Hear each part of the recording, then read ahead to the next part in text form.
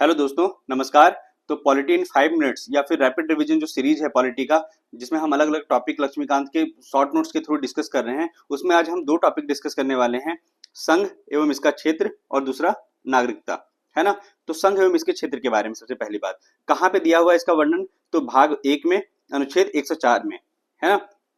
अनुच्छेद 1 क्या कहता है कि इंडिया यानी भारत जो है राज्यों का संघ होगा। इससे क्या पता चलता है, एक तो देश का नाम, देश का दो नाम लिखा है, इंडिया यानी भारत, ठीक है। दूसरा राजपत्ति, मतलब कि संघीय राजपत्ति है भारत की, है ना। राज्यों का संघ का क्या मतलब है कि जो राज्य हैं, जो संघ है भारत का, वो समझौते का परिणाम नहीं है। जैसा कि यूएसए में हुआ था, 13 कॉलोनी जो है मिल करके बने थे, वैसा समझौता नहीं हुआ था हमारे यहाँ। एक संघ बना, संघ से जो है डिफरेंट फिर राज्य बने, ठीक है। दूसरा क्या मतलब है कि भारत से जो है वो राज्य अलग नहीं हो सकते हैं, विभक्त नहीं हो सकते हैं, ठीक है। राज्यों और यूनियन टेरिटरी के नाम आदि के बारे में कहाँ पे वर्णन है, तो पहली अनुसूची में, ठीक है। भारतीय क्षेत्र, देखिए जो भारत क्षेत्र है लिखा हुआ, टेरिटरी ऑफ इंडिया, है ना, वो एक व्यापक टर्म है। व्यापक टर्म क्यों है, क्योंकि इसके अंतर्गत स्टेट भी आ जाते हैं, यूनियन टेरिटरी भी आ जाता है, और भविष्य में अगर कोई क्षेत्र अधिग्रहण करता है भारत, तो वो भी शामिल हो जाता है। लेकिन जो संघ क्षेत्र टर्मिनोलॉजी है, उसमें केवल राज्य आते हैं, यूनियन टेरिटरी नहीं। तो अगर कोई पूछे कि भारत क्षेत्र व्यापक है या फिर संघ क्षेत्र, तो भारत क्षेत्र, ठीक है। अनुच्छेद 2, अनुच्छेद 2 में क्या वर्णन है कि वे राज्य जो भारतीय संघ के हिस्सा नहीं है, उनके प्रवेश तथा गठन के बारे में वर्णन है। आर्टिकल 3 में क्या वर्णन है कि जो भारतीय संघ के राज्य, है ना, जो भारत संघ के राज्य हैं, उनके पुनर्सीमन की व्यवस्था है। मतलब उनसे राज्य अलग हो गए, है ना, दो राज्यों को एक साथ मिला दिया, इस तरीके की बातें जो है अनुच्छेद 3 में आएगी, ठीक है। अब आते हैं राज्यों के पुनर्गठन संबंधी संसद की शक्ति। तो राज्य क्षेत्र बढ़ाना हो, घटाना हो, नाम में परिवर्तन करना हो, अलग अलग राज्य बनाना हो, है ना, इन सब के संबंध में जो शक्ति होगी वो संसद के पास होगी। और उपरोक्त विषय के संबंध में जो विधि है वो राष्ट्रपति के पूर्वानुमति से ही बनेगा। और राष्ट्रपति जो है वो विधानमंडल सलाह लेने के लिए भेजेंगे। समय सीमा का कोई उल्लेख नहीं है, विधानमंडल कब सलाह देगा, कितने समय में देगा। और जो सलाह है वो बाध्यकारी भी नहीं है, अगर सलाह नहीं भी आता है तब भी जो है वो संसद आगे बढ़ सकती है। अब आते हैं आर्टिकल 4, ठीक है। तो इन्होंने लिखा है कि आर्टिकल 2 एंड 3 के तहत जो संसद बदलाव करेगी वो साधारण बहुमत से बदलाव माना जाएगा, है ना, संविधान संशोधन की जरूरत नहीं पड़ेगी।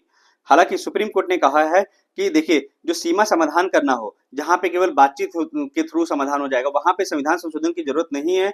लेकिन अगर दो राष्ट्रों के बीच में समाधान सीमा से रिलेटेड हो और वहां पे क्षेत्र का आदान प्रदान हो रहा होगा, तो फिर आपको संविधान संशोधन की जरूरत पड़ेगी। जैसे कि भारत और बांग्लादेश के बीच जो सीमा समाधान हुआ था, उसके लिए कुछ क्षेत्र का आदान प्रदान करना था, तो 100वां संविधान संशोधन किया गया, ठीक है। अब आते हैं केंद्र शासित प्रदेश तथा राज्यों का उद्भव।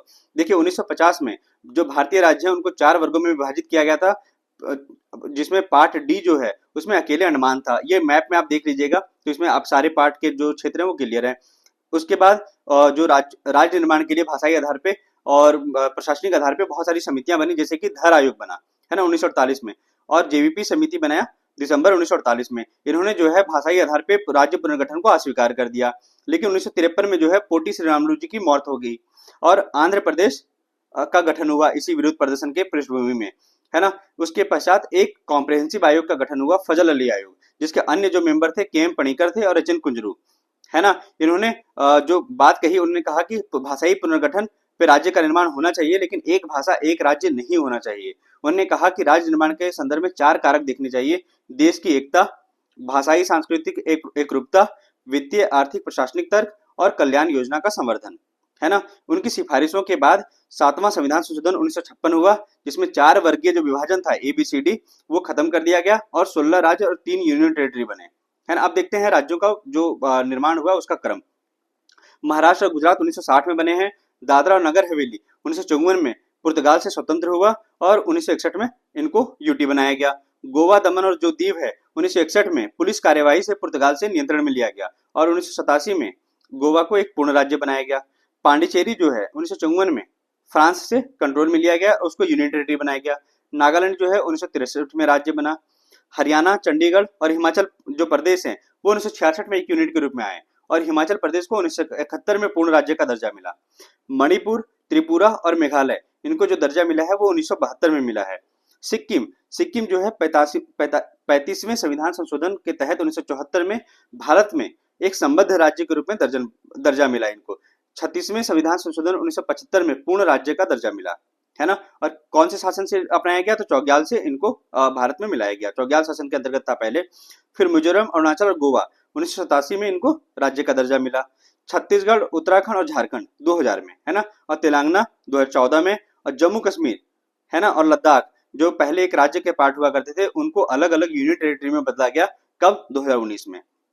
अब देखते हैं नाम में परिवर्तन कुछ राज्यों वगैरह को। तो संयुक्त प्रांत जो है वो पहला राज्य था जिसका नाम में परिवर्तन करके 1950 में यूपी नाम रखा गया।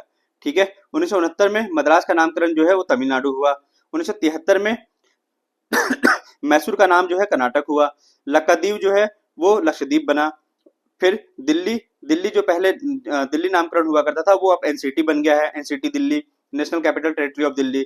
2006 में जो उत्तराखंड है अभी, उसका पहले नाम उत्तरांचल हुआ करता था, वो उत्तराखंड हो गया।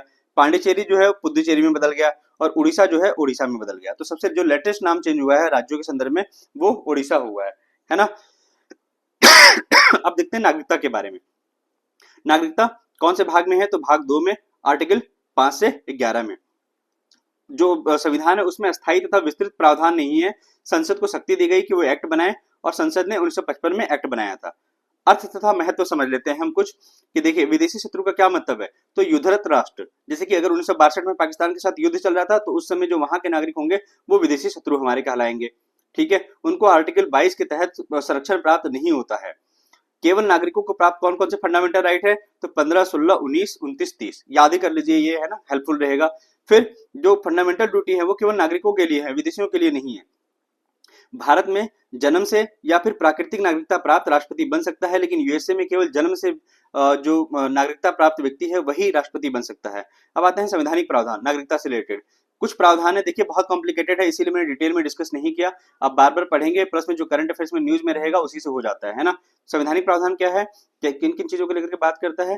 तो जो व्यक्ति भारत का मूल निवासी हो उसके बारे में बात करता है। पाकिस्तान से स्थानांतरित, उसके बारे में बात करता है। पाकिस्तान स्थानांतरित परंतु भारत वापस लौट आया है, उसके बारे में बात करता है। भारतीय मूल का व्यक्ति जो बाहर रह रहा है उसके बारे में बात करता है। फिर ये भी बात करता है कि अगर कोई भारतीय अन्य राष्ट्र की नागरिकता ग्रहण कर लेता है तो भारतीय नागरिकता समाप्त हो जाती है। फिर संसद के पास विधि निर्माण की शक्ति है नागरिकता के संदर्भ में, है ना। अब आते हैं नागरिकता अधिनियम 1955। मूल रूप से नागरिकता अधिनियम जो 1955 है उसमें मूल रूप से राष्ट्रमंडल नागरिकता के बारे में भी बात की गई थी, लेकिन 2003 में इसको समाप्त कर दिया गया। नागरिकता अर्जन की क्या क्या विधि है 1955 के अंतर्गत? तो जन्म से नागरिकता मिल सकती है, वंश के आधार पे, पंजीकरण के आधार पे, प्राकृतिक रूप से, क्षेत्र समाविष्टि के द्वारा, है ना। और नागरिकता समाप्ति किसके किसके तहत हो सकता है? तो स्वैच्छिक त्याग, बर्खास्तगी और वंचित, है ना। देखिए एक और था पीआईओ और ओसीआई वगैरह को लेकर के। देखिए पीआईओ और ओसीआई जो है वो मर्ज कर दिया गया है, तो इतना कंफ्यूजन नहीं रहेगा, है ना। एनआरआई और पीआईओ और ओसीआई के बीच में डिफरेंस देख लीजिएगा। एनआरआई बेसिकली भारतीय नागरिक ही होते हैं जो विदेशों में रह रहे होते हैं, है ना। और पीआईओ और ओसीआई जो है भारतीय मूल के लोग होते हैं। इनको कुछ कुछ बेनिफिट मिलता है, जैसे कि वीजा बार बार अप्लाई नहीं करना पड़ता, संपत्ति वगैरह यहाँ पे ले सकते हैं, है ना। तो बेसिक डिफरेंस देख लीजिएगा, जो करंट अफेयर्स में न्यूज में रहेगा वही मेन है। सिटीजनशिप से क्वेश्चन जो बनते हैं बेसिक बनते हैं या फिर करंट अफेयर्स के बनते हैं, है ना। तो होपफुली हेल्प करेगा ये आपको। Thank you so much.